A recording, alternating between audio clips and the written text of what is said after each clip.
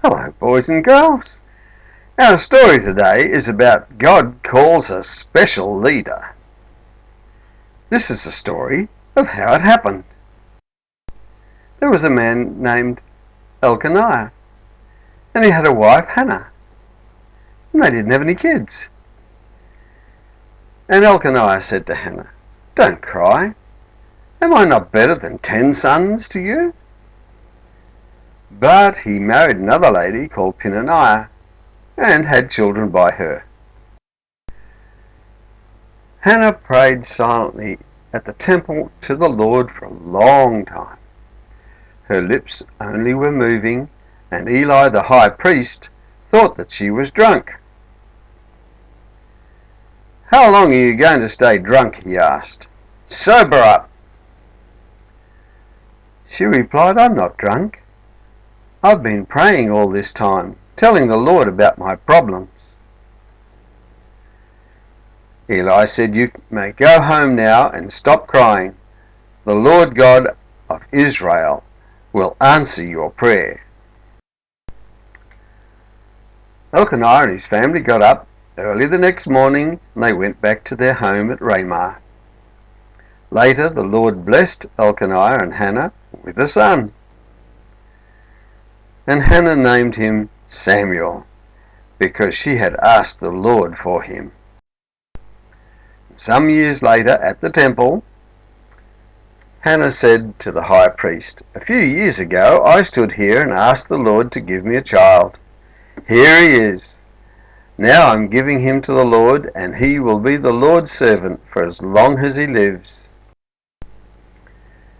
Hannah would bring him new clothes every year when she and her husband came to offer sacrifices at the temple. One night the Lord called out Samuel's name. "Samuel!" The Lord had not spoken to Samuel before, so Samuel did not recognize the voice. Samuel got up, went into Eli. "Here I am," he said. "What do you want?" Eli told him, "Son, I didn't call you. Go back to sleep." This happened 3 times. Eli realized that it was the Lord who was calling Samuel. So he said, "Go back, lie down. If God speaks to you again, answer, 'I'm listening, Lord. What do you want me to do?'" God called, and Samuel answered. The Lord said, "Samuel, I'm going to do something in Israel that will shock everyone who hears about it. I will punish Eli and his family just as I promised." The next morning Eli called him. "Samuel, my boy, come here." "Here I am," Samuel answered. Eli said, "What did God say to you?" And Samuel told Eli everything. Eli said, "He is the Lord, and he will do what's right." Samuel grew up, and the Lord helped him and made everything Samuel said come true. One day the Israelites went out to fight the Philistines. The Philistines made a fierce attack. They defeated the Israelites and killed about 34,000 of them. The Israelite army returned to their camp and asked, "Why did the Lord let us lose to the Philistines today?" Samuel said, "Get rid of your foreign idols, including the ones of the goddess Astarte. Turn to the Lord with all your heart and worship only him. Then he will rescue you from the Philistines." The people got rid of their idols of Baal and Astarte and began worshipping only the Lord.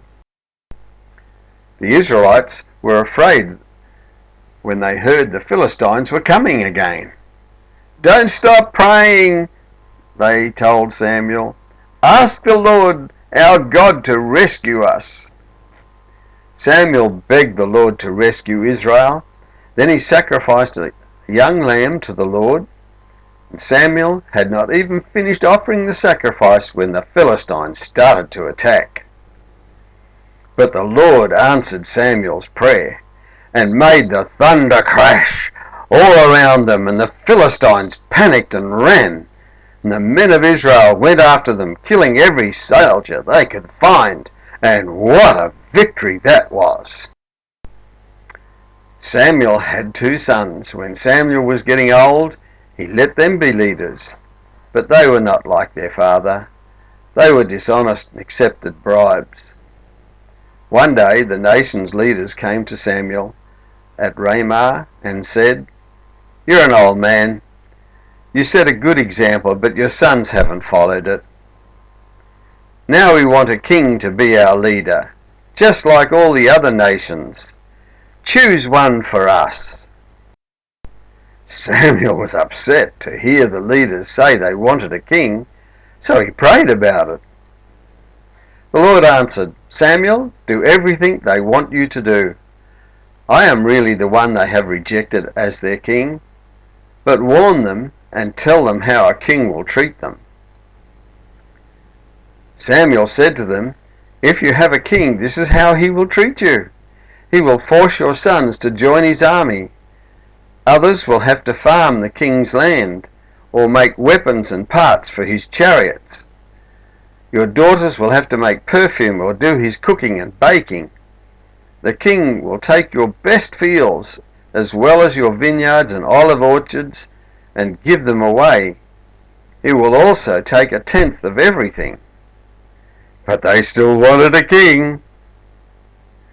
Did you enjoy that story, boys and girls?